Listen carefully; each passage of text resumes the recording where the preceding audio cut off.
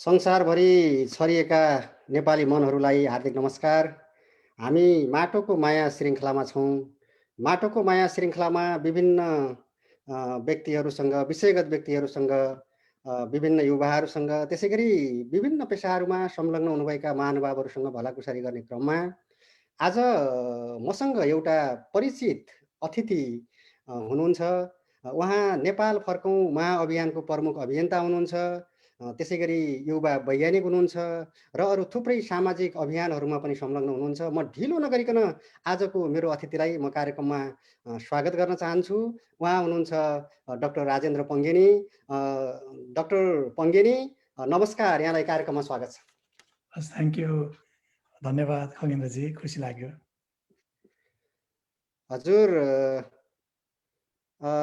Rajendra sir, हामीले माटोको माया श्रृङ्खलामा अतिथिको परिचयबाट कार्यक्रम सुरु गर्ने गर्छौँ। त्यसैले सुरुमा सरको स्थायी ठेगाना अनि सरको बाल्यकाल र त्यसपछि यो शैक्षिक पाटोलाई स्मरण गरिदिनुहुन्छ सर सुरुमा। हुन्छ, धन्यवाद छ खगेन्द्रजी। फेरि पनि मेरो नाम त खगेन्द्रजीले भनिसक्नुभयो, राजेन्द्र पङ्गेनी हो। म वालिङ स्याङ्जाको बासिन्दा हुँ। वालिङ नगरपालिकाको बासिन्दा हुँ, स्याङ्जा जिल्लाको। म स्याङ्जाबाटै मैले वालिङबाटै एसएलसी पास गरेँ। मेरो बाल्यकाल गाउँमै बित्यो। अहिले त अब त्यो सिटी, स्मार्ट सिटी भन्छ हामी वालिङलाई, केही विकास पनि भएको छ अहिले। त्यसपछि म एसएलसी पास गरेपछि मुम्बई गएँ। मुम्बईबाट 11, 12, 11, 12 साइन्समा पढेँ महाराष्ट्र स्टेट बोर्डबाट। अनि त्यहीँबाट मैले स्नातक पास गरेँ माइक्रोबायोलोजीमा युनिभर्सिटी अफ मुम्बईबाट। मैले मेरो मास्टर्स सिक्किम मणिपाल युनिभर्सिटी इन्डियाकै हो। त्यसबाट मैले masters in bio informatics pass गरेँ। त्यो चाहिँ त्यसको युनिभर्सिटी स्टडी सेन्टर छ नेपालमा, लर्ड बुद्ध एडुकेसन फाउन्डेसन, त्यहाँबाट गरेको मास्टर्स। मैले केही काठमाडौँका केही स्कुल्सहरूमा, कलेजहरूमा अध्यापन गरेँ।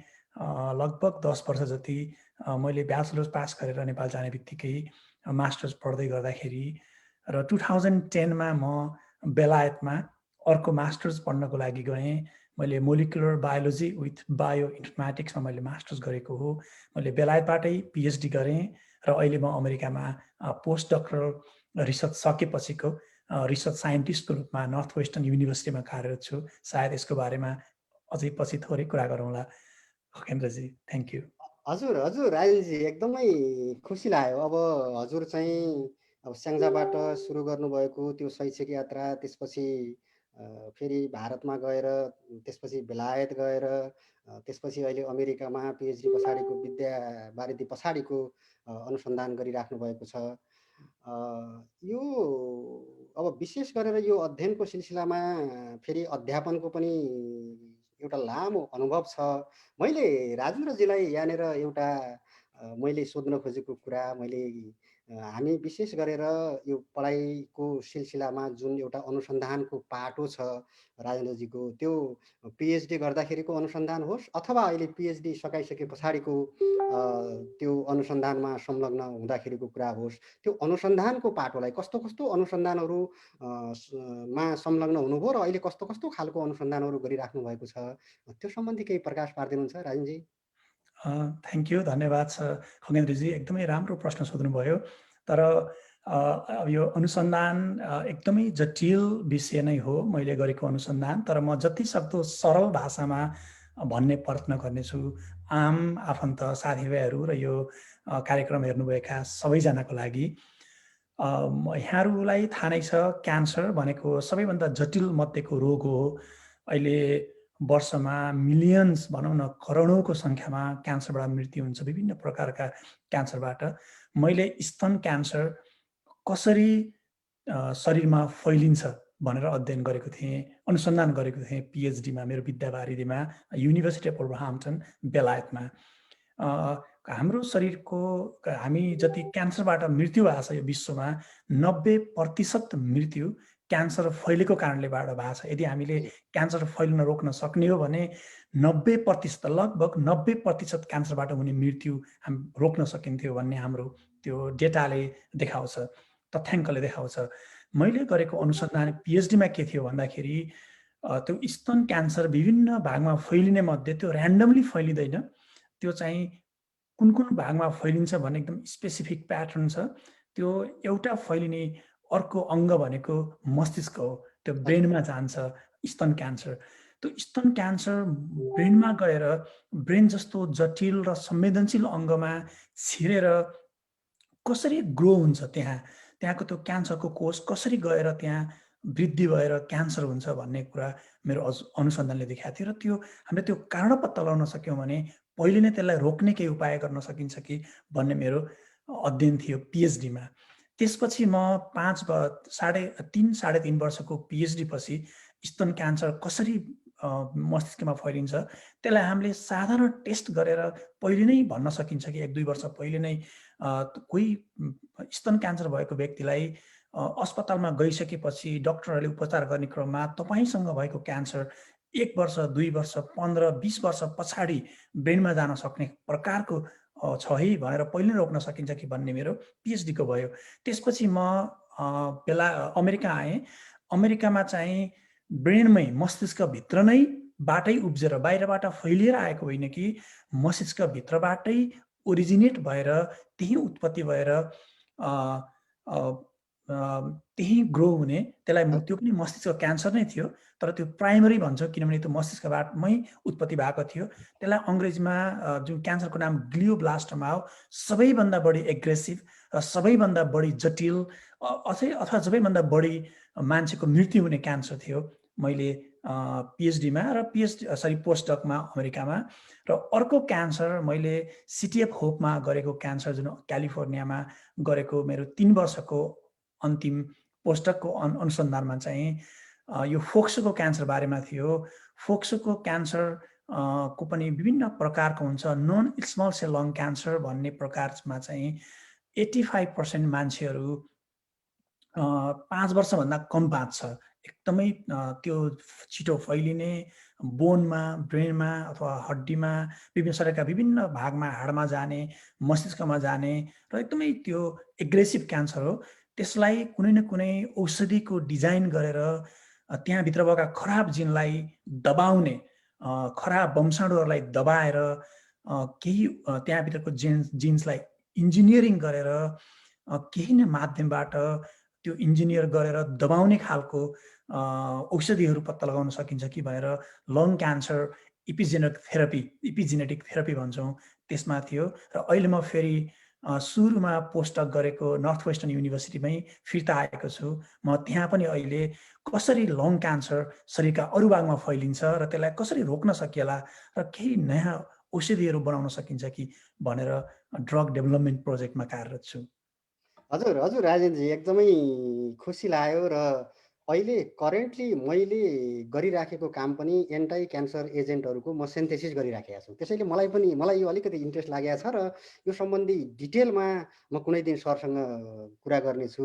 हामी त्यहाँ भलाकुसारी जारी राख्नेछौँ। अब यसै क्रममा मैले एउटा जोड्न खोजेको कुरो चाहिँ अब राजेनजी आफै एउटा युवा वैज्ञानिक हुनुहुन्छ, अनुसन्धानमा संलग्न हुनुहुन्छ, एउटा विज्ञता हासिल गर्नुभएको छ।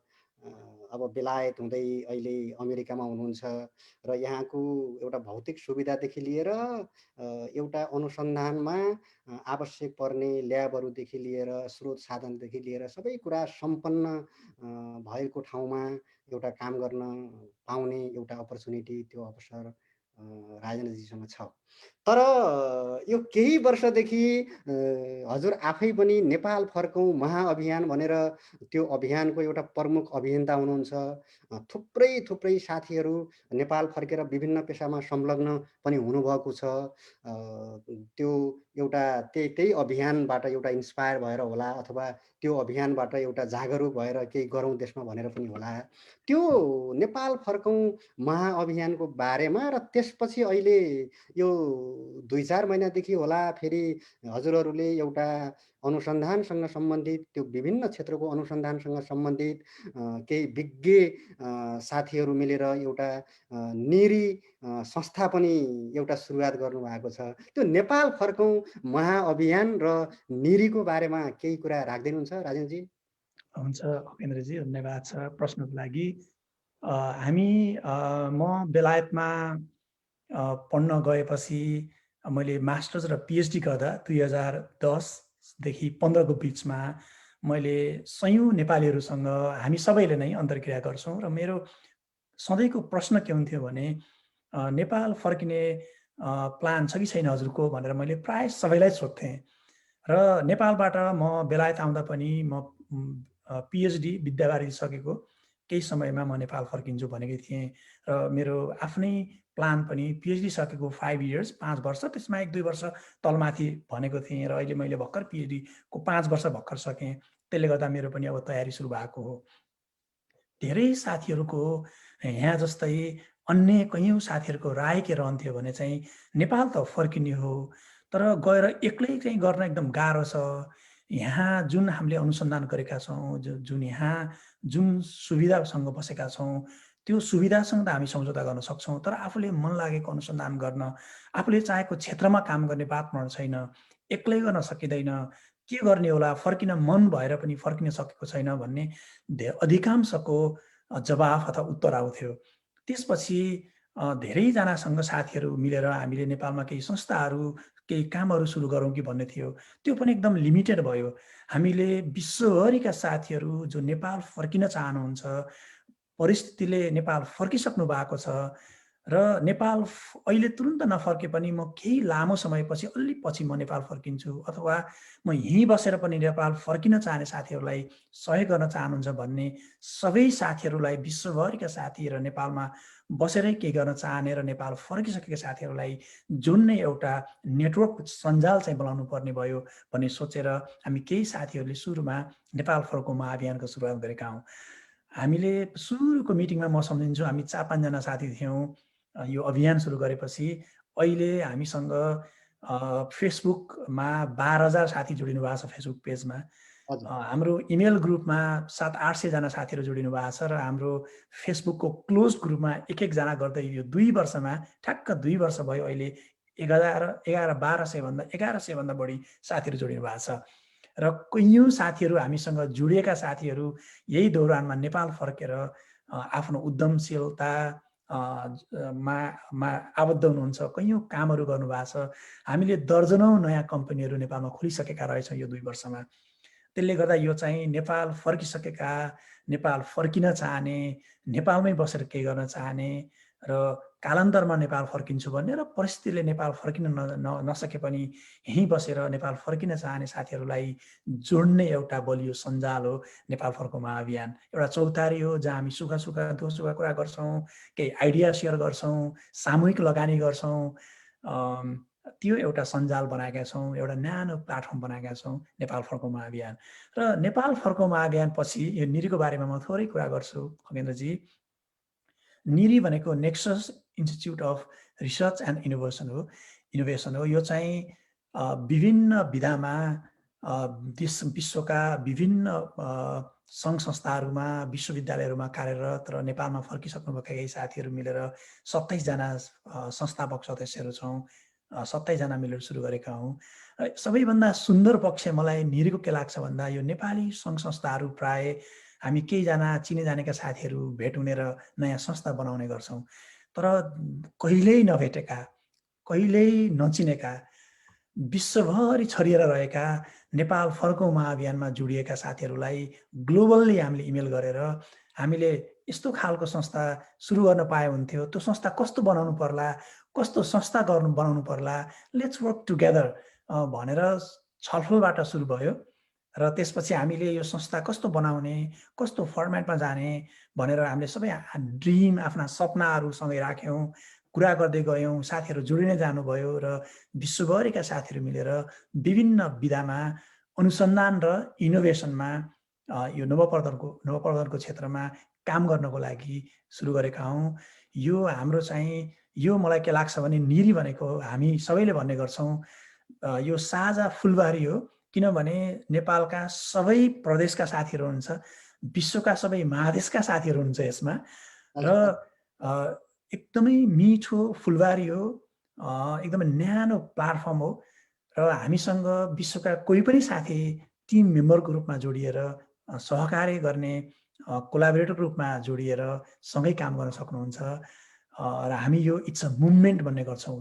यो अनुसन्धान र इनोभेसनको क्षेत्रमा रिसर्च एन्ड इनोभेसनमा यो एउटा it's a movement, it's not just an institution भन्ने गर्छौँ। हाम्रो इमान्दार प्रयास हो, हामी अगाडि बढिरहेका छौँ, हेरौँ कति गर्न सक्छौँ। हजुर हजुर राजेनजी, एकदमै एकदमै खुसी लाग्यो। अब तपाईँहरू एउटा आफ्नो पेसामा एउटा दक्ष जनशक्ति हुनुहुन्छ। त्यसको अलावा आफ्ना व्यक्तिगत सफलताहरू, व्यक्तिगत पाटाहरूलाई थाती राखेर पनि एउटा देशको लागि केही फर्कौँ, देशमै गएर गरौँ, देशको लागि केही गरौँ, अझ देशमै फर्कौँ भनेर नेपाल फर्कौँ महाअभियानमा संलग्न हुनुहुन्छ। त्यसको प्रमुख अभियन्ता हुनुहुन्छ र त्यसै गरी एउटा अनुसन्धानको लागि एउटा प्लाटफर्म, कमन प्लाटफर्म बनाऊँ, एउटा साझा फुलबारी बनाऊँ भनेर निरी स्थापना गर्नुभएको छ। त्यसबाट कामहरू गरिराख्नु भएको छ। म धेरै धेरै धन्यवाद दिन चाहन्छु र त्यो दुइटै अभियानको पूर्ण सफलताको कामना पनि यहाँनिर गर्न चाहन्छु।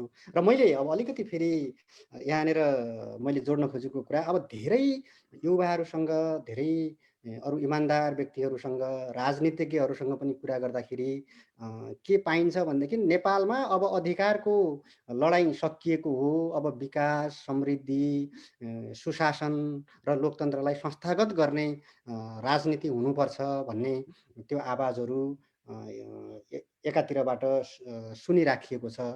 त्यो आवाजहरू गुन्जायमान भइराखेको छ। मैले अलिकति अब यो अनुसन्धान गरिराखेको वैज्ञानिकलाई अलिकति राजनीतिसँग पनि जोड्न खोजेँ मैले। किनभने अब नेपाल फर्किने एउटा जुन एउटा भावना छ, एउटा विचार छ र कन्ट्रीलाई केही कन्ट्रिब्युसन गर्नुपर्छ भन्ने छ, त्योसँग रिलेटेड भएकोले अब कुनै पनि देशको एउटा राजनीति नसुध्रिएसम्म एउटा शिक्षक राम्रो हुँदैमा, डक्टर राम्रो हुँदैमा, एउटा वैज्ञानिक सही हुँदैमा, युवाहरू हुँदैमा त्यहाँ काम गर्ने वातावरण बन्दैन भन्ने कुरा नेपाल एउटा ज्वलन्त उदाहरण पनि हो। यदि नेपाल सही हुन्थ्यो भने हामीहरू आज नेपालमै हुन्थ्यौँ, हाम्रा युवाहरू नेपालमै हुन्थे। हो, हामी एउटा केही सिप सिक्नको लागि, केही अध्ययन गर्नको लागि, अनुसन्धान गर्नको लागि र हाम्रो देशमा सम्भव नभएका केही टेक्निकहरू सिक्नको लागि बाहिर जान सक्थ्यौँ। तर हामी बाहिर बसेर आज यी अभियानहरू चलाउनु पर्थेन। त्यसैले मैले यहाँनिर जोड्न खोजेको प्रश्न अलिकति लामो पनि हुनसक्छ। हामी नेपाल फर्किएर, यो एउटा वैचारिक प्रश्न हो, हामी नेपाल फर्किएर आफ्नो पेसामा संलग्न हुनुपर्छ अथवा politics is the policy of all policies.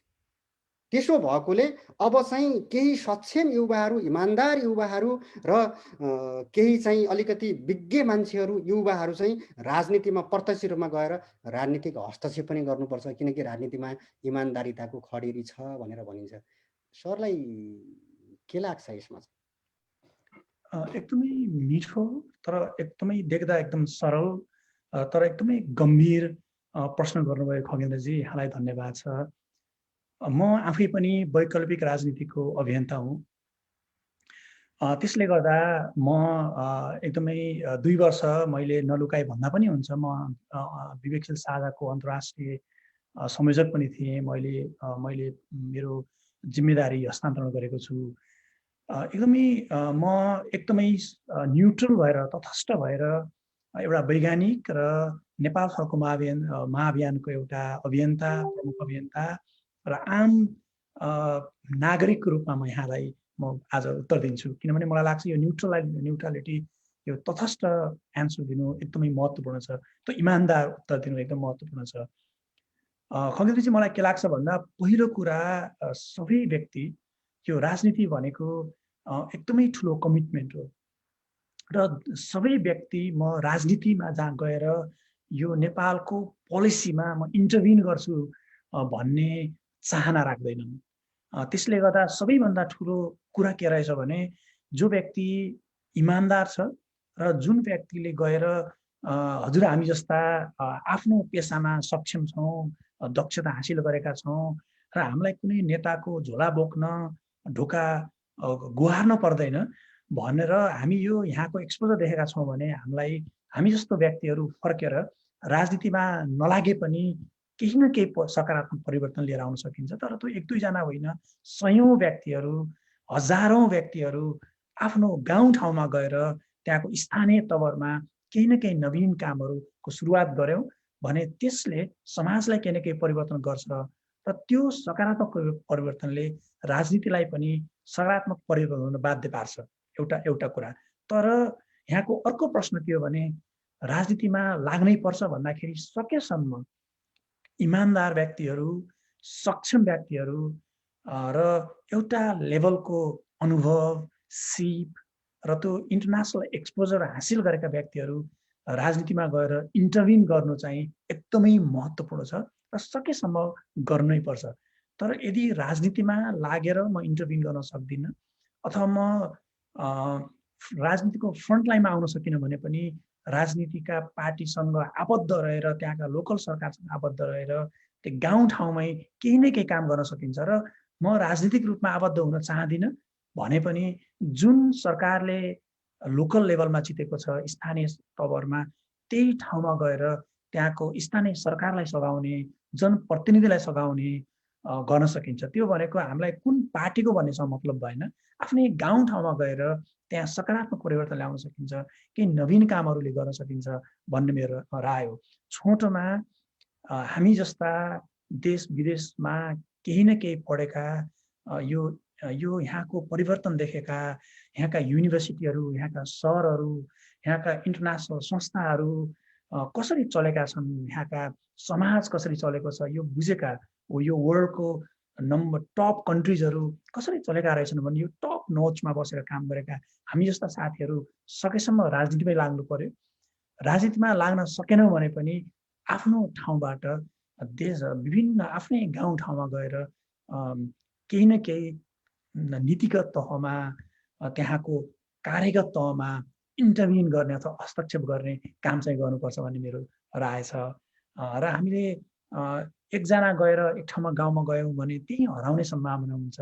त्यसो गर्दा हामीले विश्वभरिका साथीहरू, नेपाल जान चाहने साथीहरू, नेपालभरि रहेका साथीहरूलाई एउटा नेटवर्कमा बाँधेर केही न केही सकारात्मक परिवर्तन ल्याउन सक्छौँ कि भनेर नेपाल फर्को महाअभियान सुरु गरेका हौँ। यो चाहिँ नेपाल फर्को महाअभियान राजनीतिक होइन, यो गैर राजनीतिक हो। सबै विधाका, सबै क्षेत्र, भूगोल, सबै पार्टीका, कुनै पार्टीमा नलागेका पनि सबैको लागि यो ओपन प्लेटफर्म हो।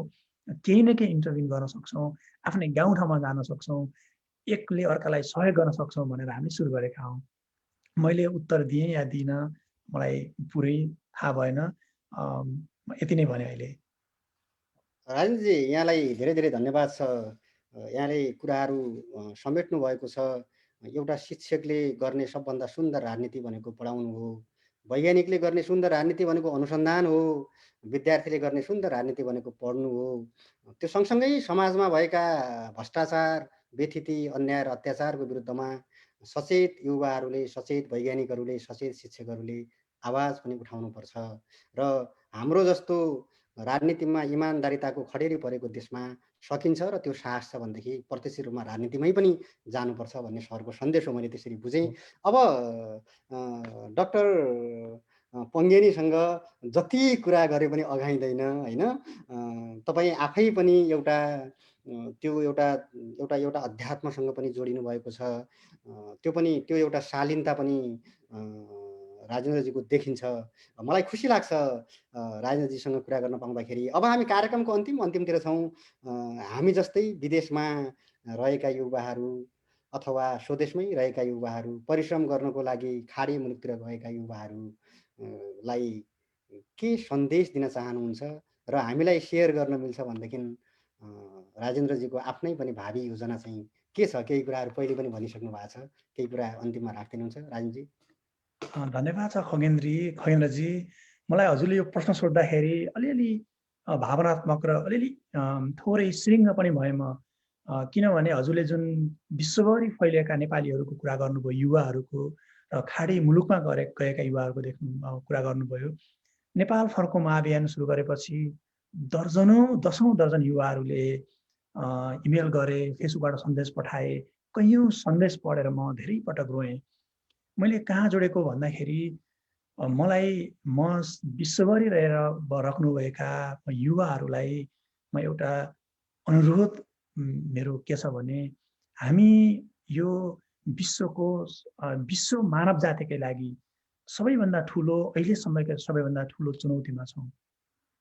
आजभन्दा 100 वर्ष पहिलाको स्पेनिस फ्लूबाट करोडौँ मान्छेहरूले ज्यान गुमाएका थिए र यदि यो विज्ञान र प्रविधिको हामी जस्तै वैज्ञानिकहरूले दिनरात खटेर हजारौँ वैज्ञानिकले काम नगरेको भए त्योभन्दा धेरै जटिल र धेरै व्यक्तिहरू मर्ने थिए अहिले यो कोभिडबाट। यो हाम्रो नाफाको जिन्दगी हो। खगेन्द्रजी, मैले सम्झिन्छु हजुरले लेख्नु भएको पनि थियो फेसबुकमा धेरै पहिला, यो हाम्रो नाफाको जिन्दगी हो। म आज अहिले पनि अमेरिकामा दिनको 30 लाखलाई भ्याक्सिन्स दिएको छ, तर नेपालको अझै पनि धेरै समस्या छ। अरू अन्य कैयौँ देशहरूमा त्यति रेगुलेट भएर भ्याक्सिन पाएका छैनन् र दोस्रो लहर आउन सुरु भएको छ। त्यसले गर्दा हामीलाई सकेसम्म हाम्रा केही यहाँ आएर देखेर सिकेर जानिसकेपछि आफ्नै गाउँठाउँमा फर्कौँ। त्यहाँ फर्किनु भनेको विश्व बजारको ढोका बन्द हुनु होइन। हामी जसरी गयौँ जाउँ, आफ्नै बुवा आमासँग बसौँ। म देश बनाउन फर्किन्छु भन्नु पनि पर्दैन, तर हामी यदि आफ्नै गाउँ फर्क्यौँ, एउटा सञ्जालमा बाँधियौँ भने हामीले यति सकारात्मक परिवर्तन ल्याउन सक्छौँ कि अघि खगेन्द्रजीले भने चाहिँ जब त्यहाँको भ्रष्टाचार विरुद्ध हामी बोल्छौँ, त्यहाँका व्यथिति विरुद्ध बोल्छौँ, सकारात्मक शालीनताका साथ हस्तक्षेप गर्छौँ, त्यसले समाजलाई परिवर्तन गर्छ र राजनीतिज्ञलाई पनि परिवर्तन हुन बाध्य पार्छ। त्यसले गर्दा हामीले राजनीतिमा नलागेर पनि, जसरी अघि खगेन्द्रजीले भने चाहिँ एउटा टिचरले पढाउनु पनि राजनीति हो, वैज्ञानिकले अनुसन्धान गर्नु पनि राजनीति हो। त्यसले गर्दा सके राजनीतिमा लागौँ, नसके पनि सकारात्मक हस्तक्षेप गरौँ, आफ्नै गाउँठाउँमा जाउँ, आफ्नै बुवा आमासँग आफन्तसँग बसौँ, आफ्नै माटोको सुगन्धमा बसौँ, परिस्थिति मिलेसम्म जाउँ र नमिले पनि आफ्नो फ्यामिली परिस्थिति कैयौँ जटिलता हुन सक्छन्, आफ्ना पारिवारिक बाध्यताहरू हुन सक्छन्। नसके पनि नेपाल जान चाहने साथीहरूलाई सहयोग गरौँ, सकारात्मक भनौँ र देशको बारेमा सोचौँ। हामी जस्तो थर्ड वर्ल्ड गरिब राष्ट्रको व्यक्तिहरूले देशको बारेमा सोच्नुपर्छ। अमेरिकनले सोच्नु पर्दैन। उनीहरू जहाँ भएर पनि जुन ठाउँमा बाँच्न मन लाग्छ त्यहाँ गएर बाँच्छन्, त्यहाँ गएर बस्छन्। बेलायतीहरू त्यो गर्छन्, तर हाम्रो लागि त्यो सुविधा छैन। यो हाम्रो पुस्ताले यो केही न केही परिवर्तन राखेर अलि राम्रो देश हाम्रो नयाँ पुस्तालाई दिउँ भन्ने मेरो एकदमै विनम्र अनुरोध छ। म यही नै भन्न चाहन्छु। हजुर, राजेशजीलाई धेरै धेरै धन्यवाद छ। धेरै सुन्दर कुराहरू राखिदिनु भयो। अब विकसित देशका मान्छेहरू आफ्नो देशमा बस्नु अथवा अरू देशमा गएर बस्नुको त्यति ठुलो अर्थ हुँदैन। तर हामी जस्तो एउटा गरिब विकासोन्मुख देशका मान्छेहरू हामी नै आफ्नो देशमा फर्केनौँ भनेदेखि त्योबाट हामीले चाहिँ त्यो एउटा चिन्ताजनक कुरा हुन्छ र हामीले चाहिँ त्यो साहस गर्नुपर्छ, फर्किनुपर्छ, साथीहरूलाई पनि इन्स्पायर गर्नुपर्छ र आफ्नो देशमा फर्केर हामीले आफ्नो परिवारसँग, आमा बुवासँग बसेर सँगै खाना खान पाउँदाखेरि, सँगै उगाली-ओह्राली गर्न पाउँदाखेरिको एउटा आनन्द, त्यो स्वर्गीय आनन्द छ भन्ने जस्तो एउटा भावनात्मक कुरा पनि राखिदिनु भयो। सरसँग कुरा गर्नु पर्ला भन्दै आज कुरा गर्न पाइयो, एकदमै खुसी लागेको छ। अब यो अघि पनि सरले कुराहरू उठाउनुभयो, कोरोनाकै एउटा कहरको समयमै हामीहरू छौँ। सर जहाँ हुनुहुन्छ आफ्नो ख्याल गर्नुहोला, आफ्नो परिवारको ख्याल गर्नुहोला। चाँडै हामी नेपालमा सँगै सहयात्रा गर्ने दिन आओस्, त्यो कामना गर्छौँ र अहिलेलाई हामी छुट्टिन्छौँ। नमस्कार डाक्टर साहब। थ्याङ्क यू खगेन्द्रजी, यो मौकाको लागि यहाँलाई धन्यवाद छ।